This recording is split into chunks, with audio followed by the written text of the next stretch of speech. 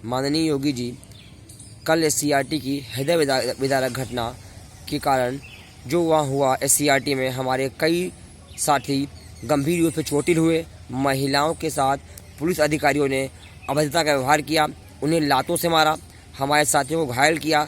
घायल साथियों को कम से कम 20-25 मिनट तक एम्बुलेंस में डाले रखे, कुछ नहीं हुआ।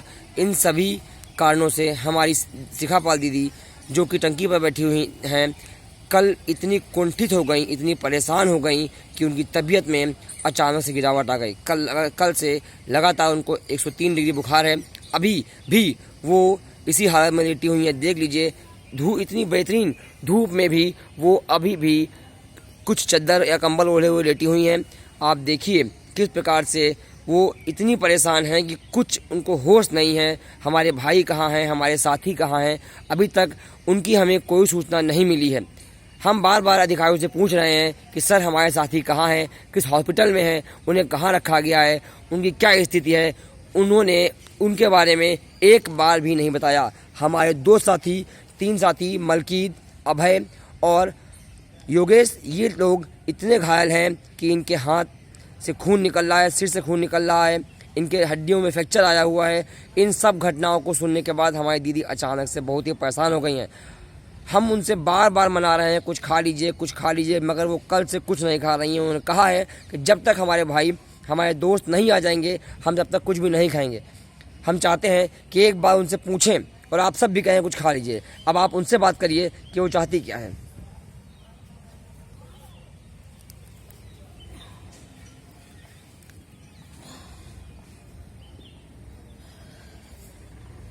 नमस्कार योगी जी, जैसा कि आप देख रहे हैं कि कल की इतनी ज़्यादा हृदय विदारक घटना ने हम सभी साथियों को, जितने यहाँ पे मौजूद हैं, सब इतने ज़्यादा परेशान हो गए। हमने कभी ये सोचा भी नहीं था कि हम लोग के साथ इस तरीके से किया जाएगा। एक जो भावी शिक्षक हैं उनके साथ इस तरीके से पुलिस प्रशासन द्वारा अभद्रता की जाएगी। हमारी बहनों के कपड़े फाड़ दिए गए, लातों से मारा गया, उनके पेट में घूंसे मारे गए हैं, उनका हाथ दबा दिया गया। हमारे भाइयों को एक तल्ले से लेकर नीचे दूसरे स्टेयर पे फेंक दिया गया और उनके सर पे इतनी गंभीर चोटें आई है कि वो बेहोश हो गए। आप बताइए हमने क्या क्राइम कर दिया? जो क्रिमिनल होते हैं पुलिस प्रशासन उनको नहीं पकड़ पाती है, उसमें वो नाकाम रहते हैं, उनके साथ इस तरीके का व्यवहार नहीं कर पाती है। एक अभ्यर्थी जो शिक्षक बनने जा रहे हैं उनके साथ इस तरीके का व्यवहार शोभा देता है? इस तरीके का अमानवीय व्यवहार हम लोग ने कभी नहीं सोचा था कि आपके राजकाल में इस तरीके का हम लोगों को, आप खुद कहते हैं कि आप न्यायप्रिय हैं, आप निष्पक्ष राजा हैं, इस तरीके का व्यवहार होगा? हमने कभी नहीं सोचा था कि सारे नेताओं के बारे में हम लोगों ने सुना था कि हाँ वो इस तरीके का व्यवहार करते हैं, मगर हमने आपके बारे में कभी भी इस तरीके की कल्पना नहीं की थी कि आप शासन द्वारा इस तरीके से हम लोग के ऊपर हाथ उठवाएंगे। हमारे सारे भाई बहन इतने ज्यादा घायल हो गए, सोचिए वो भी किसी के बेटे हैं, किसी के भाई है, वो हम लोग के भरोसे यहाँ पर आए हुए थे। हम लोग क्या जवाब दें उनके माँ बाप को? उनका हमें पता तक नहीं कि वो किस हॉस्पिटल में एडमिट है। उनको ऊपर से नीचे फेंक दिया गया, उनका बेहोशी हो गई, उनका सर फट गया, किसी का हाथ कट गया। उस हालत में गंभीर चोटों में भी उन पे लातें बरसाई जा रही हैं। सर ये कहाँ का न्याय है? मैं आपसे पूछना चाहती हूँ। हम लोगों को आज कहा जा रहा है यहाँ से हटा देंगे। आप खुद देख सकते हैं, आप LIU से पूछ सकते हैं, आप पुलिस प्रशासन से पूछ सकते हैं। इतने दिनों से हम लोग यहाँ पर शांतिपूर्वक बैठे थे, कब हमने अभद्रता करी? जब हमारा सब्र का बांध टूटा, हमने इतनी बार कहा। अधिकारी के पास हम लोग के लड़के गए हुए थे, डेलीगेशन में बैठे थे। अगर उसी समय उन्होंने कुछ कह दिया होता कि हाँ हम आपकी वार्ता मुख्यमंत्री जी से करवाएंगे, तो हम लोग को ये कदम ना उठाना पड़ता। आप खुद बताइए, 125 दिन से कोई बच्चे धरना देते रहेंगे तो कब तक उस सब्र का बांध रखेंगे अपने संभाल कर? हम लोग तो नहीं सोच रहे थे कि आपके द्वारा हम लोग के साथ इस तरीके का व्यवहार किया जाएगा आपके शासन काल में।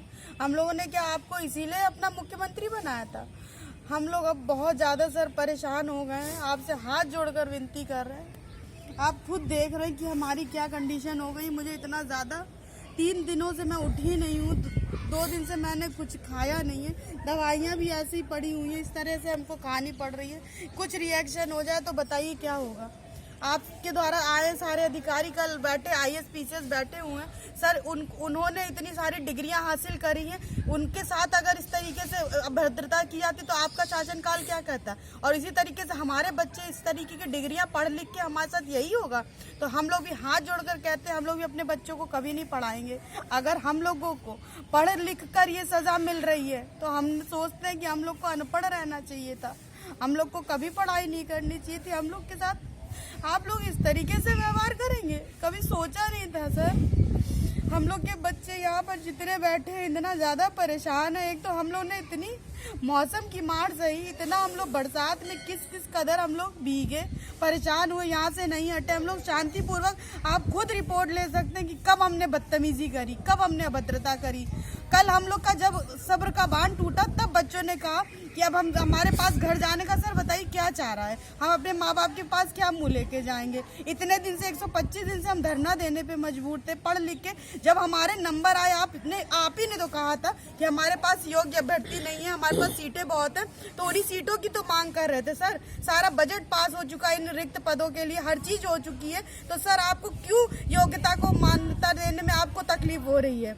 हम लोग बस यही तो कह रहे हैं, जब खाली पद पड़े हुए हैं, आपके पास बच्चे मौजूद हैं, आप नई भर्ती कराते, उसमें आप वही 60-65 कट ऑफ लगाते। तो जब आपके पास इतने बीए डिग्री धारक यहाँ पे 48 साल के बच्चे बैठे हुए हैं, उनके पास ये लास्ट ऑप्शन था। बताइए, आपके द्वारा अगर कहा जाए कि वो नई भर्ती में पार्टिसिपेट करेंगे तो कैसे करेंगे?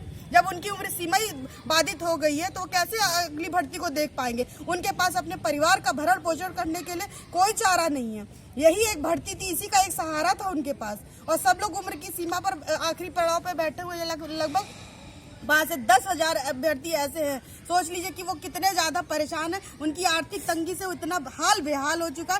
जब कुछ नहीं समझ में आया, इतने दिनों से शांति प्रदर्शन करते तब हमने ये चारा उठाया था। अगर आप हमसे एक बार मिल लेते, आप खुद देख रहे हैं चुनाव सर पर है, तो आप लोगों से हम लोगों ने सोचा था कि आप लोग भी हमको बुलाएंगे, हमसे वार्ता करेंगे। सर, आप सरकार क्यों बनाई जाती है? इसीलिए तो बनाई जाती है कि अगर प्रजा को कोई तकलीफ हो तो उनसे 5 मिनट का उनको टाइम देने में सर आपको क्या तकलीफ थी?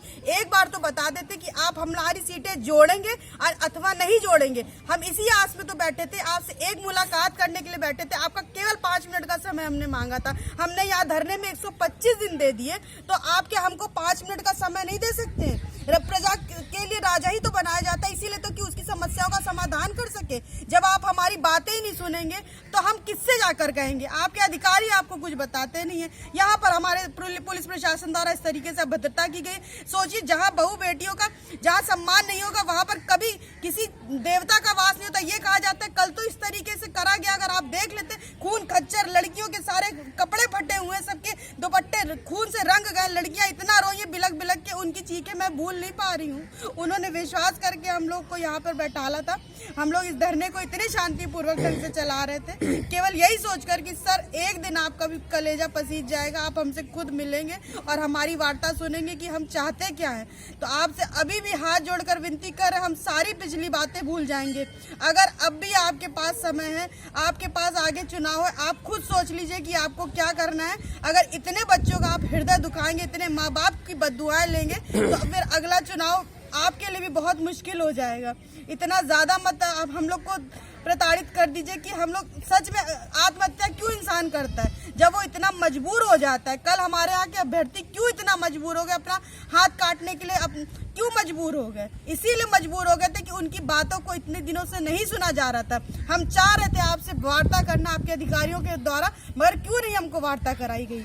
बस हम आपसे इतना कहना चाहते हैं कि सर ये लास्ट मौका, हम लोग सारी पिछली बातें भूल जाएंगे, हम लोग शांतिपूर्वक यहाँ से आज ही क्या टंकी खाली कर देंगे। बस आप एक बार हमको मिलने के लिए बुला दीजिए, हमको आश्वासन दे दीजिए कि हाँ आप हमारी बातें सुनेंगे और हमारी जो भी मांगे हैं उनको शांतिपूर्वक उनका निपटारा करेंगे। सर, हम आज ही आपको आश्वासन देते हैं, हमारे सभी साथी यहाँ से शांतिपूर्वक अपने घरों को चले जाएंगे और आज ही हम अपना धरना स्थगित कर देंगे। तो आपसे हाथ जोड़कर कह रहे हैं सर, हमारे जितने खाली पद बचे 1,37,000 पूरे हम योग्य अभ्यर्थियों से भर दिए, क्योंकि कोई किसी परीक्षा में 115, 117 नंबर से ज्यादा कितना ला पाएगा? दोबारा भी परीक्षा देंगे तो इससे ज्यादा नंबर नहीं आएंगे, हम एकेडमिक कभी नहीं बदल पाएंगे। आप ही के बीजेपी कल्याण सिंह और राजनाथ सिंह जी के जमाने की हमने वो करी थी, परीक्षा पास करी थी, नकल विहीन परीक्षा पास की थी, तब आप खुद जानते हैं आपके टाइम पे भी इसी तरीके के 30% केवल पास होते थे बच्चे, 70% फेल हो जाते थे। आजकल 99% रिजल्ट जाता है। तो आप क्यों एकेडमिक के पीछे पड़े हैं? हम लोगों को क्यों नहीं मान्यता की योग्यता को मान्यता दे रहे हैं? तो आपसे हाथ जोड़कर विनती कर रही हूँ सर, अभी भी आपके पास टाइम है, हमारी सीटें जोड़कर हम लोग को खुशी खुशी घर भेज दीजिए। इसके अलावा हम आपसे कुछ नहीं चाहते हैं और हम आज ही के आज अपना धरना भी स्थगित करेंगे और यहाँ टंकी से भी सम्मान उतर जाएंगे। तो आपसे लास्ट बार मैं हाथ जोड़कर विनती कर रही हूँ सर, एक महिला की बात सुन लीजिए, हमारे सारे अभ्यर्थी भाई बहनों की बात सुन लीजिए, क्योंकि हम बहुत ज़्यादा प्रताड़ित हो गए हैं और हमारे पास अब यही लास्ट चारा बचा है कि हाँ, हम अपने आप को कुछ ना करें, ये आपके हाथ में है। तो आपसे बस यही मैं कहना चाहती हूँ, इसके अलावा मैं कुछ भी नहीं कहना चाहती हूँ सर। धन्यवाद।